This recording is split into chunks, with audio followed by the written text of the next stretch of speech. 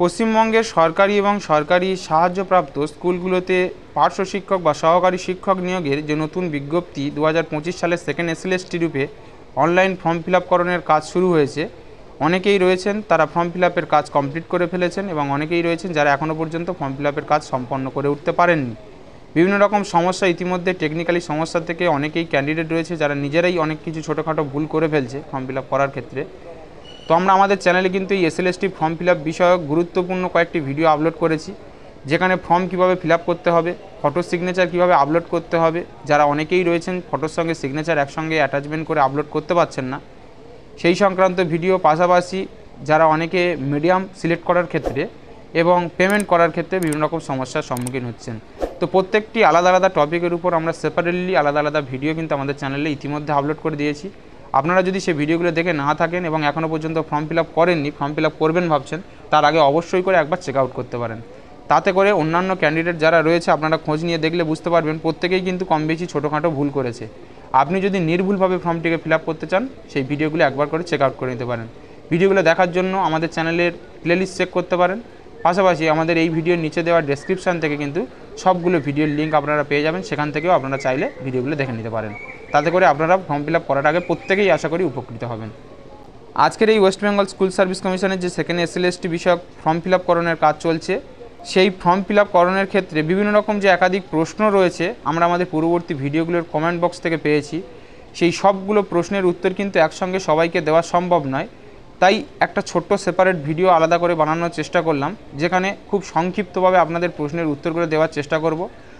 Form fill up করার সময় ছোটোখাটো ভুল করেছেন, যেমন তাদের মিডিয়াম সিলেক্ট করা বা বাংলা ল্যাঙ্গুয়েজ সিলেক্ট করার ক্ষেত্রে বিভিন্ন রকম অপশান সিলেক্ট করেছেন ইউজি, পিজি। এর পাশাপাশি পেমেন্ট রিলেটেড সমস্যা রয়েছে। পাশাপাশি অনেকে রয়েছে 50% নম্বর পাস নাকি অনার্সে থাকতে হবে। এর পাশাপাশি একটি মাত্র রেজিস্ট্রেশন দিয়ে একাধিক আইডি ক্রিয়েট করার ক্ষেত্রে বা বিভিন্ন রকম সাবজেক্ট যেমন 9, 10, 11, 12-এ একই ক্যান্ডিডেট অ্যাপ্লাই করার ক্ষেত্রে অনেক রকম সমস্যায় পড়েছেন। তো এইরকম আপনাদের হাজারো সমস্যা রয়েছে, হাজারো প্রশ্ন আমরা পেয়েছি। প্রত্যেকটি প্রশ্নের উত্তর দেওয়া সবাইকে সেপারেটভাবে সম্ভব নয়। আমি চেষ্টা করছি একই ধরনের প্রশ্ন যাতে উত্তরগুলো খুব সংক্ষেপে আপনাদের কাছে উপস্থাপন করে দেওয়া যায়।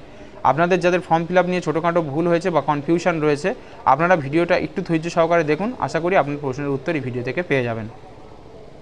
তো চলুন আজকের বিস্তারিত ভিডিওটা শুরু করা যাক। তবে তার পূর্বে আপনাদের কাছে প্রত্যেকবারের মতো ছোট্ট একটা রিকোয়েস্ট, চ্যানেলে যদি নতুন হয়ে থাকেন, চ্যানেলে যদি প্রথমবার ভিজিট করে থাকেন, আমাদের চ্যানেলের নিত্য নতুন গুরুত্বপূর্ণ ভিডিও পাশাপাশি অথেন্টিক গুরুত্বপূর্ণ খবরাখবরগুলো সবার আগে সবার প্রথম ইউটিউবের মাধ্যম থেকে দেখতে হলে চ্যানেলটিকে সাবস্ক্রাইব করে রাখতে পারেন। শুধু সাবস্ক্রাইব করে রাখবেন না, সাবস্ক্রাইব করার পাশাপাশি পাশে থাকা বেল ঘন্টাটি প্রেস করে রাখতে পারেন। তাতে করে সব রকম গুরুত্বপূর্ণ ভিডিও নোটিফিকেশান সবার আগে সবার প্রথম আপনার মোবাইলে পৌঁছে যাবে। তাতে করে আপনার গুরুত্বপূর্ণ ভিডিওগুলো আপনি মিস করে যাবেন না। তো চলুন ফর্ম ফিল আপ বিষয়ক অর্থাৎ সেকেন্ড এসএলএসটি বিষয়ক বিভিন্ন রকম শিক্ষার্থীদের যে একাধিক প্রশ্নর সামগ্রী রয়েছে, সেই প্রশ্নগুলো সামগ্রীর এক ঝলকে তাদের সমাধান স্বরূপ এই ভিডিওর কনক্লুশন হিসাবে আপনারা ভিডিওটির সঙ্গে থাকুন, আপনাদের উত্তর আপনারা পেয়ে যাবেন। আমরা পূর্বের যে কয়েকটি ভিডিও আপলোড করেছিলাম সেখানেই আপনাদেরকে বারবার জানিয়েছিলাম যে আপনারা চাইলেই আমাদের টেলিগ্রাম গ্রুপে জয়েন হতে পারেন। সেখানে আমি আগে থেকেই যে পেজটি আমি অনস্ক্রিন আপনাদেরকে দেখাচ্ছি, এই পেজটি আপলোড করে রেখেছি। সেখান থেকে চাইলে আপনারা নিজেরাই পার্সোনালিভাবে এই পেজটাকে ডাউনলোড করে একবার পড়ে নিতে পারেন। তাতে করে আপনাদের যে প্রশ্ন উত্তর রয়েছে প্রত্যেকের আলাদা আলাদা প্রশ্নের তার সঠিক উত্তর আপনারা পেয়ে যাবেন।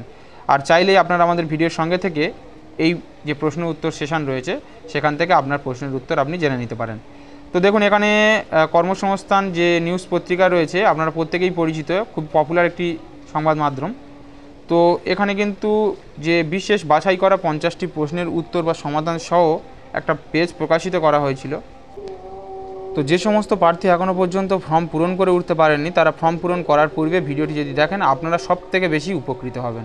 তো আপনারা প্রত্যেকেই জানেন হাইকোর্টে ওবিসি মামলা নিয়ে একটা কেস চলছে, যার কনক্লুশন স্বরূপ এখনও পর্যন্ত ওবিসিদেরকে বাইরে রাখা হয়েছে, যার কারণে 2010 সালের পরে পাওয়া ওবিসি সার্টিফিকেট প্রাপ্ত প্রার্থীরা কিছুদিন অপেক্ষা করুন। হাইকোর্টের বা ওবিসির তালিকা বাতিল করার জন্য খুব শীঘ্রই স্কুল সার্ভিস কমিশনের বিজ্ঞপ্তি দিয়ে ওবিসি সার্টিফিকেট সংক্রান্ত তথ্য জানাবে, এমনটা কিন্তু প্রকাশ করা হয়েছিল। ঠিক কথা মতো কিন্তু আমরা দেখেছি ফর্ম ফিল আপের যে প্রসেস ছিল সেখানে দুটো দফার ফর্ম ফিল আপ শুরু হয়েছে। প্রথম দফায় ওবিসি নামক একটি ক্যাটাগরি রাখা হলেও দ্বিতীয় দফায় ফর্ম ফিল আপ করণের ক্ষেত্রে ওবিসি ক্যাটাগরিটাকে তুলে দিয়ে শুধুমাত্র আদার্স এবং এসসি এসটি ক্যাটাগরি নামে দুটো ক্যাটাগরি আলাদা করা হয়েছে।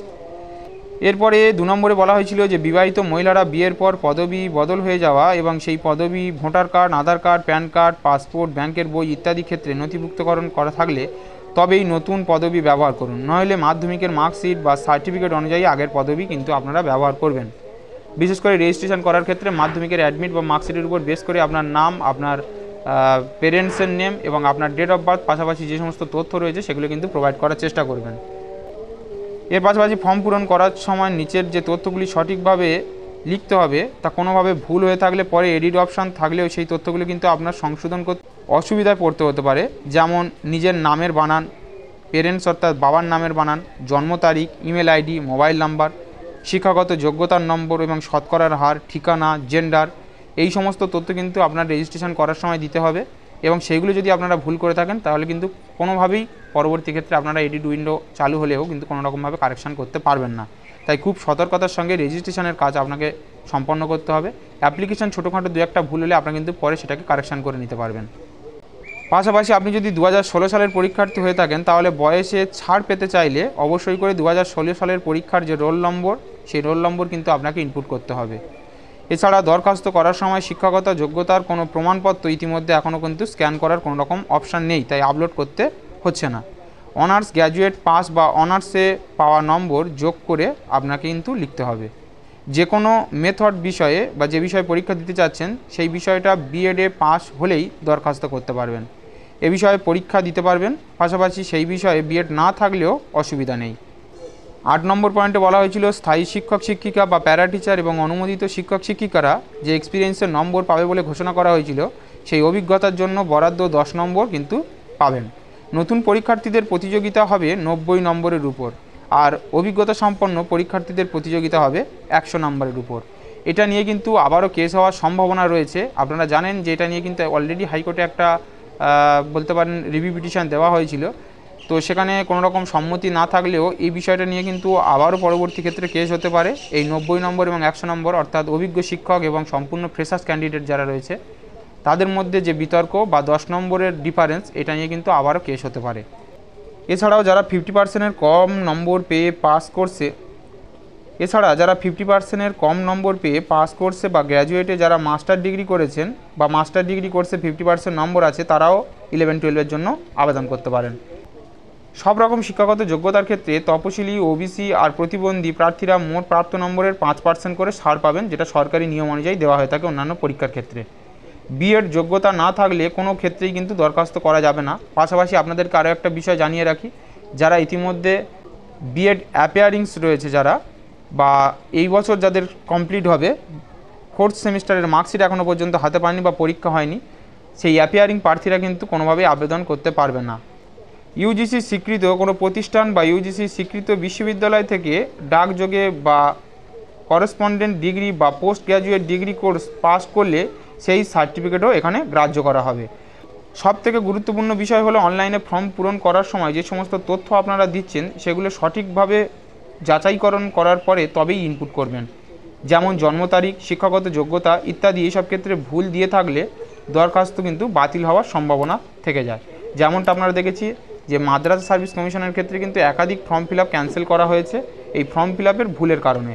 এছাড়া লিখিত পরীক্ষার প্রশ্ন হবে ইংরাজি এবং বাংলা ভাষায়। আপনারা চাইলে ইংরাজি ভাষায় পরীক্ষা দিতে পারেন, চাইলে বাংলা ভাষায় পরীক্ষা দিতে পারেন।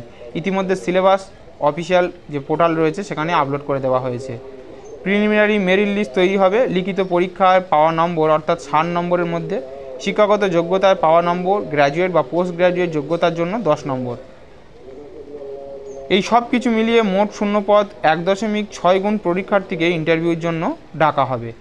এরপরে চূড়ান্ত প্যানেল তৈরির সময় লিখিত পরীক্ষায় পাওয়া নম্বর, শিক্ষাগত যোগ্যতায় পাওয়া নম্বর, পড়াশোনার অভিজ্ঞতার নম্বর, ওরাল ইন্টারভিউ এবং লেকচার ডেমনস্ট্রেশনের নম্বরও যোগ করে দেখা হবে।